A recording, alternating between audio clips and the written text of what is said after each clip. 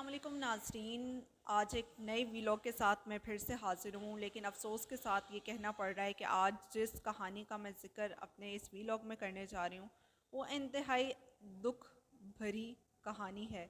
हुआ कुछ यूँ कि परसों रात को रफ़ाकत हुसैन, जो कि शादाब कॉलोनी का रिहायशी है, वो अपनी फ़ैमिली के हमरा अपनी बेटी के ससुराल जा रहा था।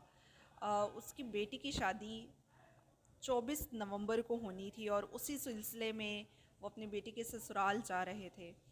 लेकिन वापसी पर वो अपने घर जा रहे थे तो उनकी गाड़ी को अफसोसनाक हादसा पेश आया। ये फैमिली दो गाड़ी में सवार थे।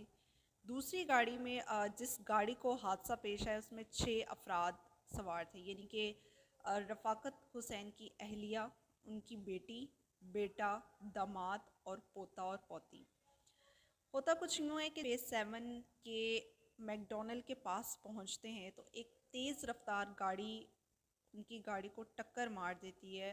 गाड़ी की इंतहाई बुरी हालत हो जाती है। अगर हम फुटेज अभी दिखा नहीं सकते कि खून वहाँ पर जगह जगह पड़ा हुआ था और वो 6 अफराद एक ही ख़ानदान के ज़ख्मों की ताप ना लाते हुए अपनी जान की बाजी हार गए। उसमें उम्र अगर मैं बात करूं तो जो बच्ची की उम्र थी वो 4 साल थी, पोते की उम्र 3 माह थी और इसी तरह रफ़ाकत हुसैन की अहलिया की उम्र 52 से 53 इयर्स बताई जा रही है। जबकि बाकी जितने अफराद सवार थे उनकी 22, 26, 27, 28 साल इतनी उम्र थी। वो 6 के 6 अफराद अपनी जान की बाजी हार गए। उनकी खुशियाँ अचानक ही एक ही लम्हे में गम में बदल गई। जो ड्राइवर था जिसने आकर टक्कर मारी उसकी उम्र तकरीबन 17 साल बताई जा रही है और वो तेज़ रफ्तारी की वजह से ये हादसा पेश आया, जो अब तक हक़ाइक़ सामने आ रहे हैं। मुलज़िम का मौक़िफ़ भी सामने आ रहा है और रफ़ाकत हुसैन के घर में अब क़यामत टूट पड़ी है। कल रात को जनाज़ा हुआ और काफ़ी ज़्यादा आबदीदा थे। उस हादसे में सिर्फ रफ़ाकत हुसैन, उनकी बेटी जिनकी शादी होने वाली थी और एक बेटा, ये 3 अफराद बचे हैं क्योंकि ये लोग दूसरी गाड़ी में सवार थे। रफ़ाकत हुसैन ने हुकूमत पंजाब से मुतालबा किया है कि उन्हें इंसाफ़ दिया जाए और हक़ाइक़ से पर्दा उठाया जाए, क्योंकि एक ही घर के, एक ही ख़ानदान के 6 अफराद लुक़्मा-ए अजल बन जाएँ तो उस घर पर क्या बीत रही होगी। खुशी का समा, शादी की तैयारियां चल रही हैं, खुशी खुशी वो अपनी बेटी के ससुराल गए हैं और वापसी पर एक अफसोसनाक हादसा रोनुमा हो जाता है।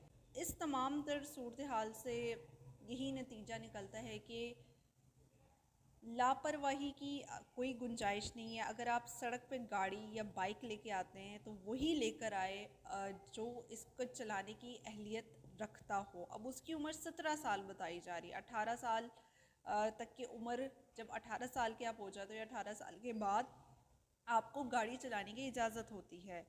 तो इस तरह खुदारा मैं उन तमाम वालिदैन से गुजारिश करना चाहूँगी कि बच्चे जितने मर्ज़ी ज़िद करें आप उन्हें गाड़ी, बाइक कुछ भी ना दें जब तक उनकी उम्र और तजर्बा उतना ना हो जाए। अब एक तरफ तो रफ़ाकत हुसैन पर क़यामत ही टूट पड़ी है यकीनन, लेकिन दूसरी जानिब जो ड्राइवर यानी कि 17 साल जिसकी उम्र बताई जा रही है, अब उसके बारे में क्या फ़ैसला होगा। उसकी भी ज़िंदगी एक तरह से ख़राब हो चुकी है। अब वो अदालतों के चक्कर काटेगा, सलाखों के पीछे रहेगा, फिर 6 लोगों की मौत की वजह वो शख्स बना है। हम सब लोगों का ये फ़र्ज़ है कि हम क़वानीन की पासदारी करें और क़वानीन के मुताबिक चलें ताकि इन तमाम तर हादसात से बचा जा सके। अगर आज हम इस हवाले से अपनी आवाज़ नहीं बुलंद करेंगे तो न जाने कल को कितने मज़ीद हादसात रोनुमा हो सकते हैं। फ़िलवक्त के लिए हमें दीजिए इजाज़त। अल्लाह निगहबान।